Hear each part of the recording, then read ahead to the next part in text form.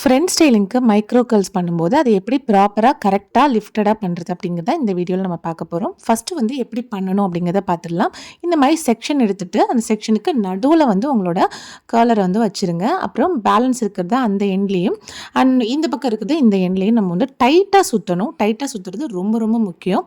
அப்புறம் பேலன்ஸ் இருக்கிறது இந்த பக்கமாக சுற்றிக்கோங்க. மிஷின் பாருங்கள். மிஷின் பார்த்தீங்கன்னா அதோட ஹேண்டில் வந்து ஃபேஸ் பார்த்த மாதிரியும் அண்ட் அதோட ராட் பார்த்தீங்கன்னா பின்னாடி பார்த்த மாதிரி வைக்கணும். இந்த மாதிரி வச்சிங்கன்னா தான் உங்களுக்கு ப்ராப்பரான அந்த இது வந்து வரும். அண்ட் வந்துட்டு ரொம்ப எண்டு வரைக்கும் எடுத்துகிட்டு போய் ரூட்டு பக்கத்து வரைக்கும் எடுத்துகிட்டு போய் டைட்டாக நீங்கள் வைக்கணும். அப்போ தான் வந்து உங்களோட கர்ல்ஸ் வந்துட்டு நல்லா லிஃப்டடாக இந்த மாதிரி வந்து நிற்கும். இப்படி பண்ணிங்கன்னா தான் கரெக்டாக வரும். ஸோ இப்போ அடுத்த செக்ஷனில் ராங்காக பண்ணால் எப்படி இருக்கும் அப்படிங்கிறத பாருங்கள். நல்லா லூஸாக வந்து சுற்றுறாங்க. சுற்றிட்டு ரூட்டு வரைக்கும் எடுத்துகிட்டு போகாமல் கொஞ்சம் கேப் விட்டு ஃப்ளாட்டாக நீங்கள் பண்ணும்போது பார்த்தீங்கன்னா அண்ட் டைமிங்கும் ரொம்ப கம்மியாக விடும்போது அது எப்படி இருக்குது அப்படிங்கிறத மட்டும் பாருங்கள்.